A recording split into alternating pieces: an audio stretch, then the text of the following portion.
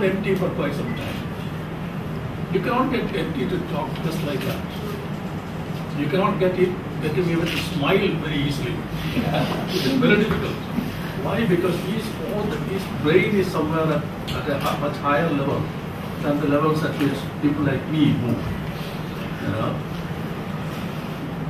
One of the legends about him is that in the evenings in Calicut, he would just walk all by himself. He had a company, of course, but he would be walking all by himself without a word, without looking at anybody. Everybody knows him, but he won't look at anybody or talk to anybody. He'll just walk.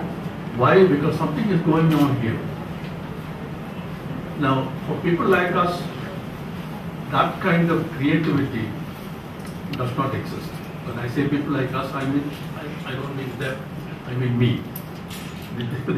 The mere journalist types. So the only thing I would like to mention at this starting point is that there is a clear class difference. You can even call it a caste difference between creative writing and journalism.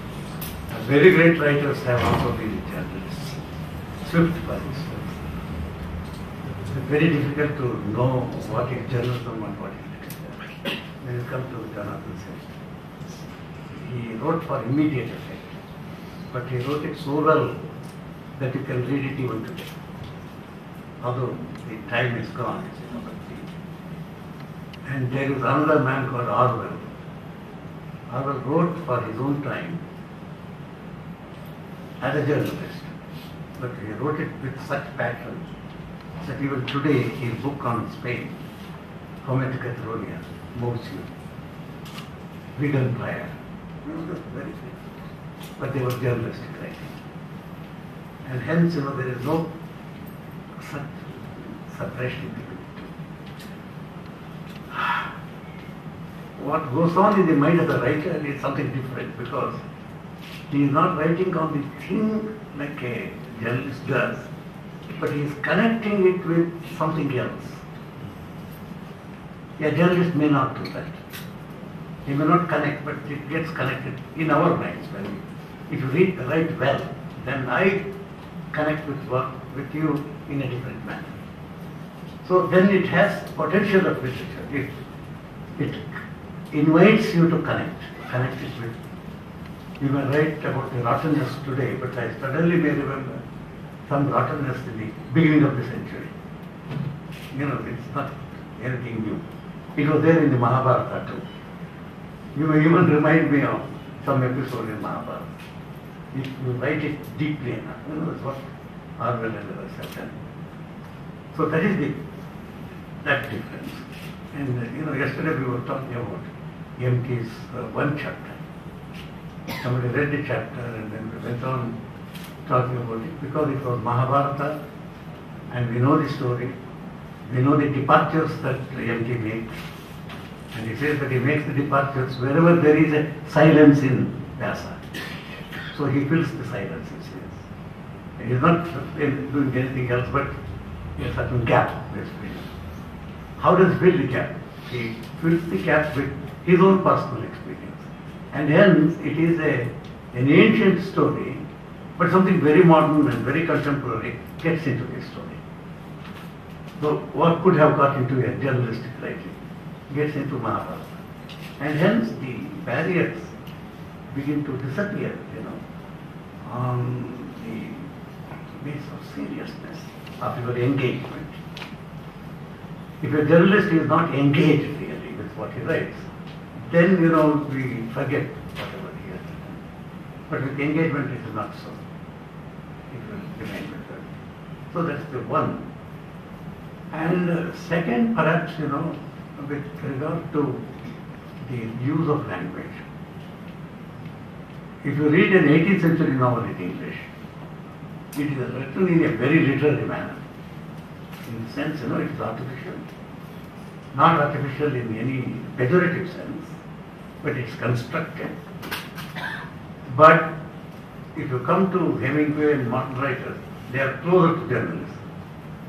They write more easily, more for communication, but not in 18th century. If you go to Joyce, Joyce doesn't make you wonder about the sentence itself, not what it says.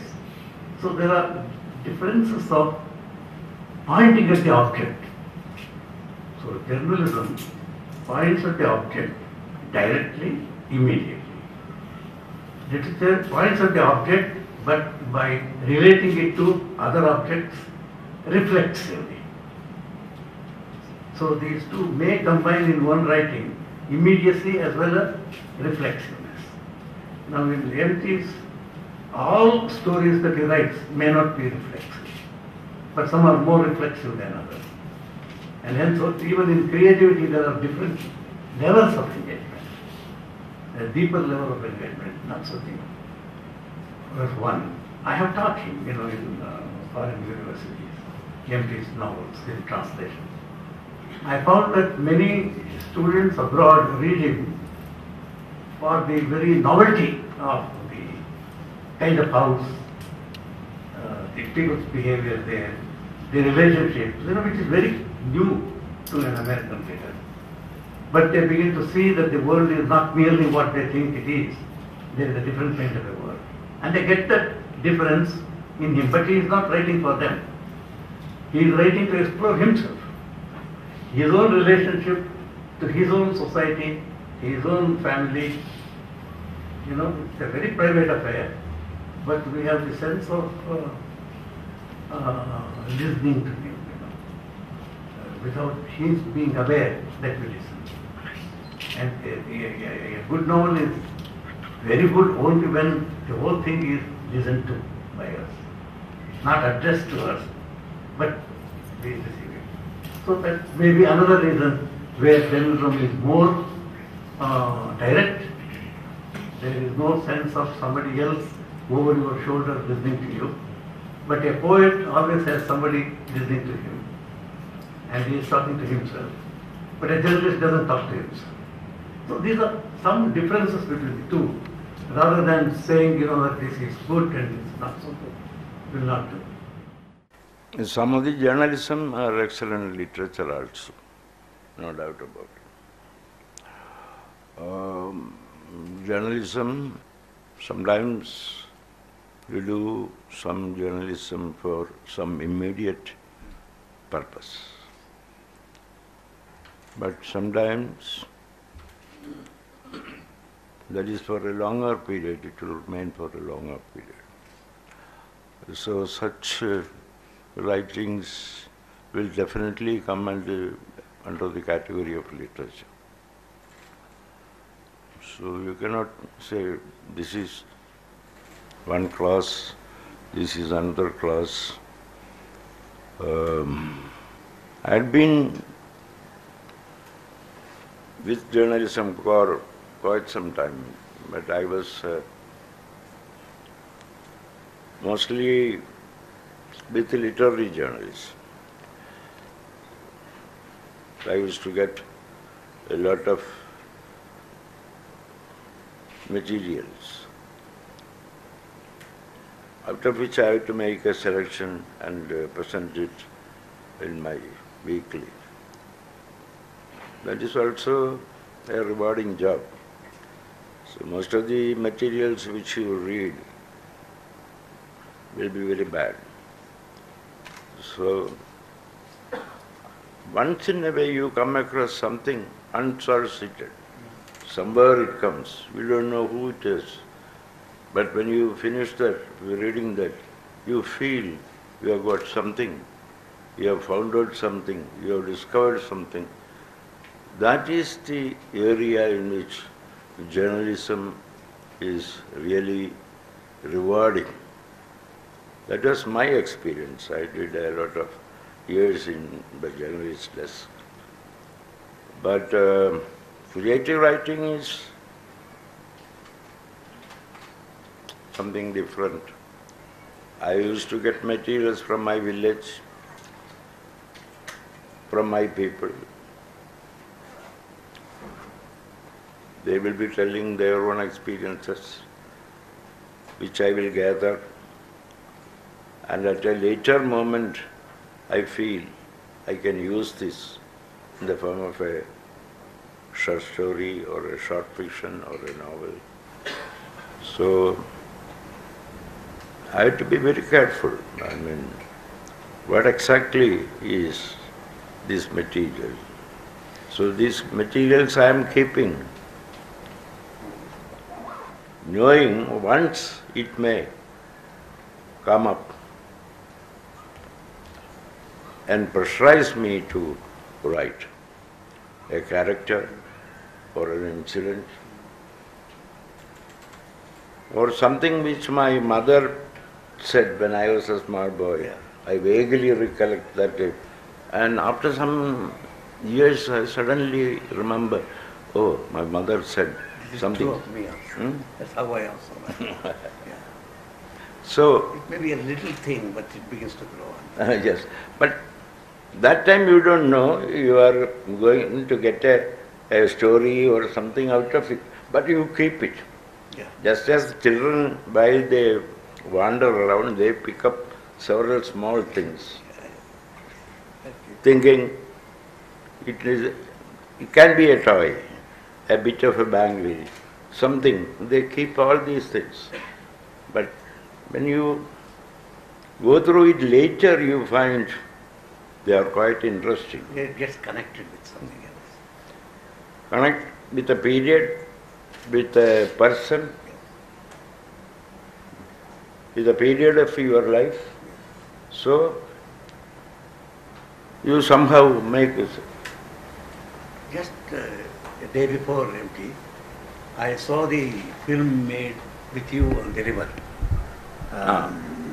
Where your own river is dying because the sand is taken away. And all the Tamil Nadu lorries come and take away the sand. And you have lost your childhood. And you talk about it. Is it journalism or creative? I wouldn't put it under journalism only. It's a creative act. Because you are recreating the river that you have lost. Yes. And it is not out of mere sadness, but somewhere you are telling us, are you not also losing your river? What have you done about it? You are asking yourself, what have I done about it? There is a guilt, there is a feeling of, what is it? I think a modern writer is at its best when he talks about these changes in our civilization, which are taking place in our own eyes, like your river, It's a very moving thing. River, hills, which you made, he made that very beautiful. The first half was very beautiful, and then it ends with a story, MT's own story, I think, So, one gets connected with the other. There, you can't make a difference. It's a film, but even then, I thought that when you get attracted to a river through memory, and the river begins to flow in. Actually, that started from some teenage experience. That's what. So we were all. You were not allowed to bathe in it. Certain temples we cannot, certain tanks you cannot. So we were all searching for a place to take bath. There was no such problem when we were small. The river was there. So when we went to a little more sophisticated place, that is my high school area, there you don't get a good place to bathe. So I wrote about these tanks, the bathing tanks of Kumaranallur. That was the beginning. And did you write it as an article? As an article. Where did you write it? When? The Bhasha portion. Then Rahman found there is a possibility of. You made a good film. This is why, George, I said, this is not journalism merely. When he writes about the river. No, you're talking about the best of writing. You mentioned Swift. Forget Swift belonged to a different age. What about Garcia Marquez? He's perhaps the best of journalists in the world and the best of writers, creative writers. Right. So there are areas where journalism and literature, high literature, mix and become one. Of course there are. But you are talking about very special kind of journalists. I'm talking about the average run of journalists like me. So, there is no. not also hard. All right, all right, all right.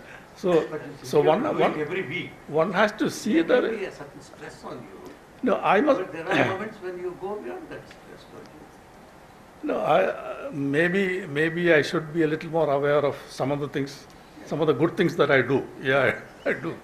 But yeah, there's a huge strain on that. But again, let me not be unduly modest. I am not the average journalist. The average journalist, especially in today's television age, the average journalist is a very shallow person. There are most of today's journalists who join newspapers, for your information, they don't read the newspapers of the day. The first thing that one has to do is read all the newspapers. Today's journalist, the average journalist today, does not read the newspapers of his city. What kind of journalism can he do? Secondly, one has to have the book reading habit. Even if you want to write a piece, or forget writing, if you want to edit some other story, you got to have some background, some intellectual background, some literary background. You must know the ABCD of economics, you must know the ABCD of politics, history. Now, if you don't have any of these things, what kind of journalism can you do? And I'm aware of this because most of the people who are coming into journalism these days are people who belong to this category, who don't read newspapers, who don't read books, and who don't have any background on any subjects that they have to deal with. But the end result is you end up with a shallow kind of journalism which people are now attacking. Journalists no longer have the position they used to have even in my younger days. Actually, when they come to interview you, you have to supply them all the information. There you are.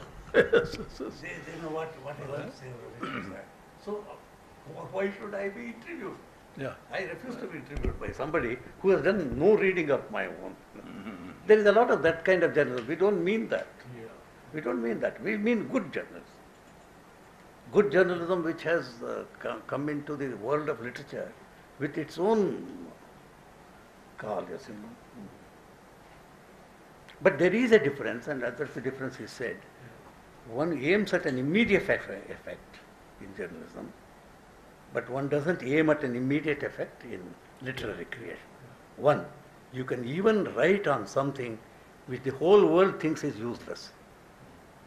There is more space in literature for what we call the useless than in journalism. Just the useless. It may be useless today, but may be useful some other time. But at that time, it is useless. And there is a space for it. You know, when he writes a novel, he will not think this is going to be very useful, very effective, etc. It is just to get out of the system. And it happens to be very useful. Whereas in journalism, purpose is there. Maybe we should also be. People are changing. The world is changing. Tastes are changing. What is permissible yesterday may not be permissible today. And a writer or a journalist cannot be completely unaware of these things, cannot even ignore these things. Well, to give an obvious example, in one of his more famous movies, there is a scene where this half-priest spits at the deity. Now, even at that time, there was some controversy whether this would be allowed. Nair. Yeah. But I think there were some arguments, and finally they took a decision, okay, we'll do it. I wonder if that can be done today. If it is done today, the reactions will be different. You know? Like, I tell you, Nirmalyam is meaningful even today. That is meaningful even now it is shown, but if you make a movie today where you show somebody spitting at the deity, it's going to be a different story. So what I'm saying is, times change. Space is shrinking because of bad governance. Well, yeah. Now, if you talk I will about, come to this. If I am given the same chance, I will be afraid to make a film. Empty? Yeah, I will be afraid. to do the same film, same scene. I understand. That's the point.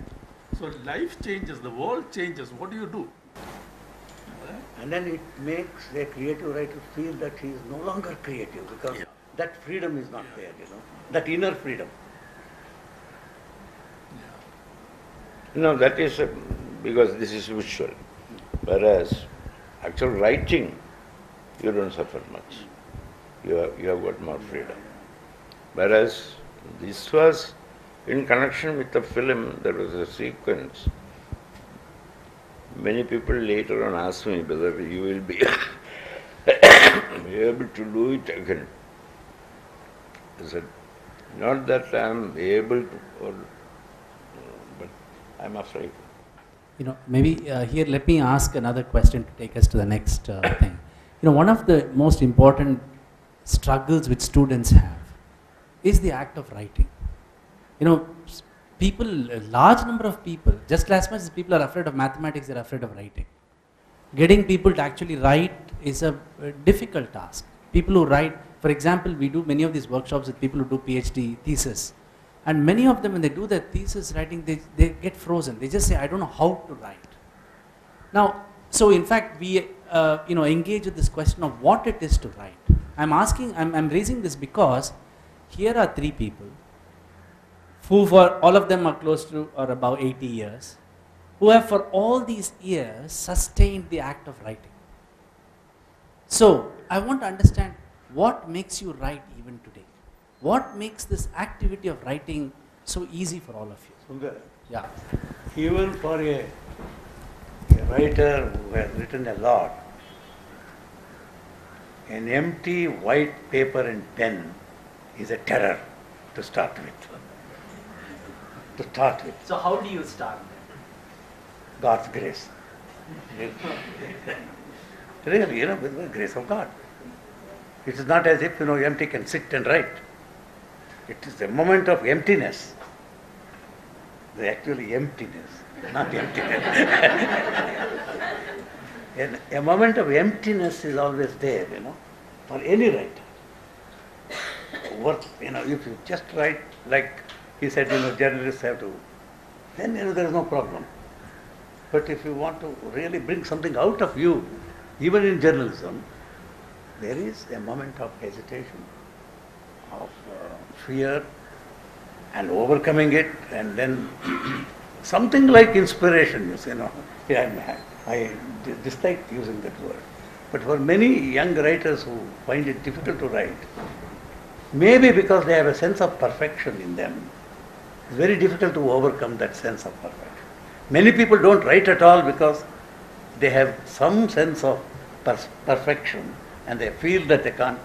Many of my friends have not written, those who could have written, because of their own sense of perfection. So there must be some training to get over it also. I need not be that perfect. That kind of humility may be necessary. Yeah, I'm also interested in asking what sustains your writing? That what for each one of you, what is it that sustains this output and writing, this thing which your expressions through your writing? If you can share some of those things with us, I think it would be very useful for many of us. TJS has a ready answer for it. And he said that a piece of white paper in front of you is a terror. Please have some pity for journalists, because at least these writers don't have a big deadline problem. If they are not in a mood today, they can write tomorrow. People like us, we have a deadline. If Friday afternoon I have got to give my column, it's Friday afternoon, not Saturday morning. I have to do that. So that piece of paper in front of me is a much bigger terror than it is in front of either of them. Okay? Now, in a way, for those of us who have been at the game for some time, sometimes that deadline becomes an inspiration. If you get into the habit of it, in the early days it's real terror, but it can be turned into a point of inspiration. You got to do it. So, as MT said earlier, something has happened to you when I'm visiting here. Something little happens to me. It gets stored in my mind. Maybe a month from now, in some column, it will become useful.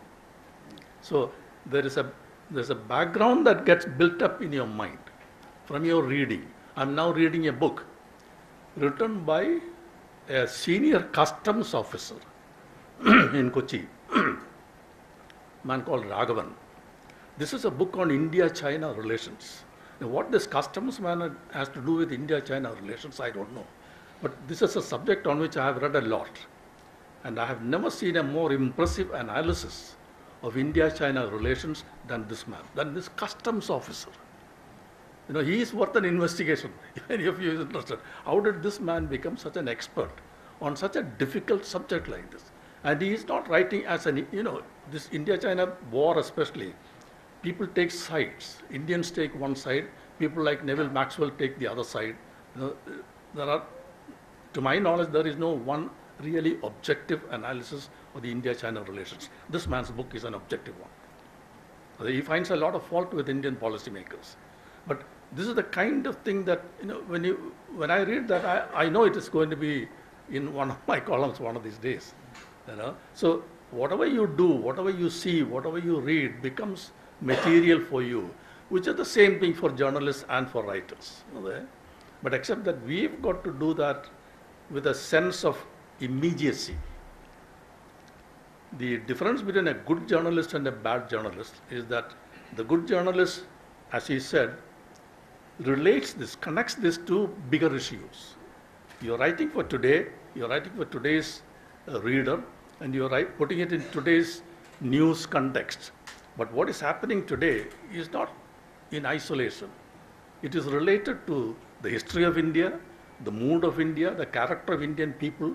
If you link up all these things, somewhere or the other you indicate the linkage, then you achieve a certain level of importance which you cannot achieve if you're writing only about today's news. When I was writing a column in my weekly, later I thought some of them are not for the time alone. It should stand. It will stand the test of time. So later on I collected these small articles in 2 books.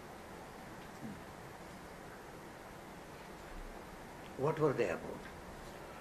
The title was Kilivadilude, through the window. So I was writing about many things. Sometimes about a book I have read that You time. wrote a book on your visit to America. Huh? Yes. What kind of a writing was it? That You know, from that was not a conventional traveler. The persons I met there, some of my impressions, it was not a, travelogues are there many, but this is different. The persons with whom I came across. I remember, it was much talked about at that time. Oh, that time, yes, when, yes. Shankaran was there. Yes, And yes. was my yes. colleague. I get to know a lot of Malayalam through friends like Shankaran, who was a colleague, and Govindan and others. And he used to talk about this. No, all along the creative writer, he will be collecting materials by observing, by listening. He will be collecting several materials. And he will be keeping it. Much later he may use it. When he feels he can use it. MT, what place does a detail have in your writing? A detail, a particular detail. So I will tell you one example. There is a short story of mine. It's called The Soul of Darkness. It is translated in several languages, even made a film. When I was a small boy, in the neighboring compound, one of our relations, there was a younger person. There was no systematic treatment for for the insane people in those days. He was tied by chains to a post, and there is a village idiom also, Adil meede oru odil, nothing better than thrashing.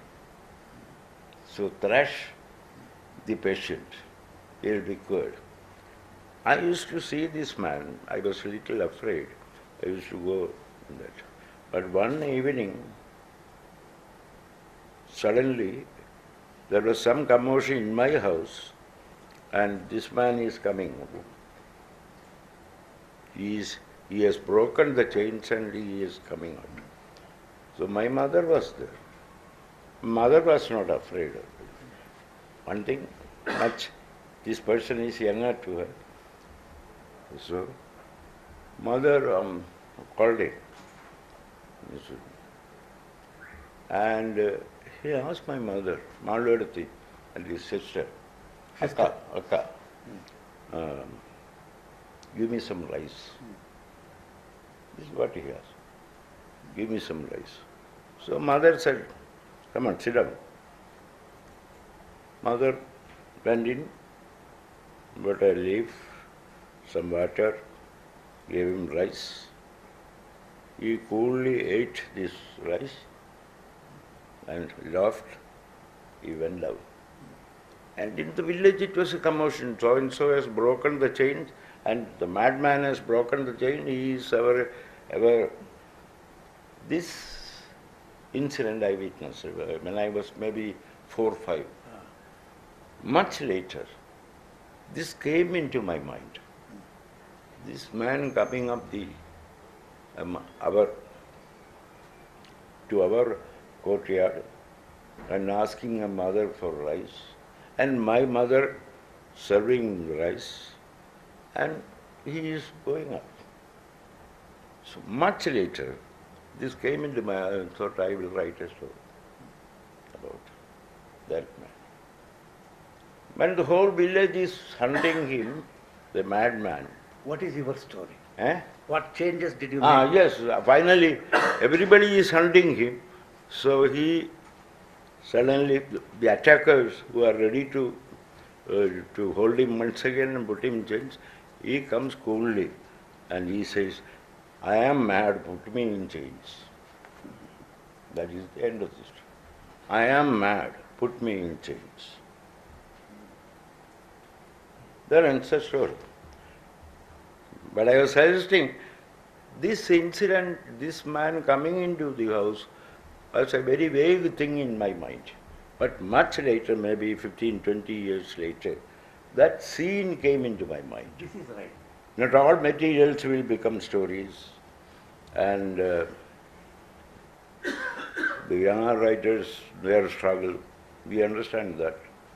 Not only because of their ideas of perfection, they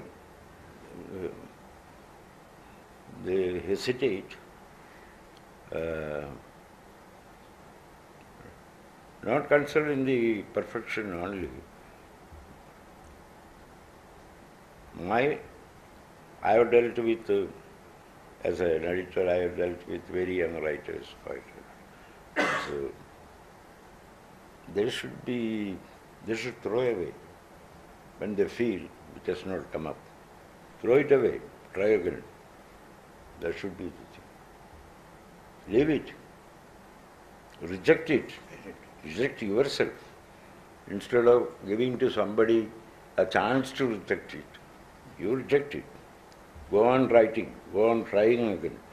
At one moment somebody from within you will whisper, okay, it is the moment, yes, you have reached there. That is my feeling. Chekhov has an advice for young writers. Don't describe moonlight. Don't describe moonlight. Show its reflection on a broken piece of glass. Then the whole moonlight is there.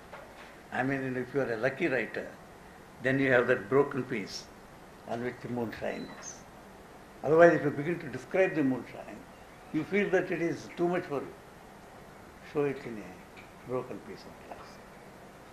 That's what I meant by little details, which catch Yes, all your yes. meanings. No, that is very important. Little things, the shades, the sounds, Ah, everything. If you are able to keep it inside, it's a part of your story. The way in which you are walking, that pathway, the little wet grass, all those things are there in your mind. yeah. Later, you may be able to use it. Not that you were searching for it, but it was there. Somehow it has come into you, into your experience. So you have kept it. Maybe after some time you are using it. MT, there is one more thing about you which I would like to share with the students. You are not just a writer. You belong to Kerala in a very special way because you started this great institution for Eduthachu, the first great writer. And then you are talking about river here. You are engaged in also these concerns for Kerala. How much of Kerala, Kerala's own predicament goes into your writing? It goes a lot, I know. The predicament in which, what is the predicament? Kerala is mostly the background. The rural Kerala is the background of most of Your days. a lot of my Yeah. life. And why did Eduthachu mean so much? Hmm? Eduthachu, you are first writer. You have an institution for that, You have created it in... Yes, sir. I have come to that. Yes, yes. So what... That, what made you- that coconut tree has grown very big, which Okay. you have planted. Tell us something about the first grade. He, in a way, every writer creates his own tradition or builds up on a certain tradition. A Kannada writer has a tradition within Kannada as well as in India as well as the world. I know. But there is a particular tradition in your own language. And you... There are no, first of all, there are no hard and fast rules. How to write a story, you have to write a poetry, nothing. It comes into your mind. By trial and error, you reach a point you feel it's okay. That is okay. Then the young writers, they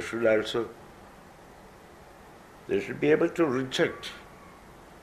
This is not the ultimate thing. No, I don't want this. Throw it away. Begin again. That should be, that courage, that determination should be there.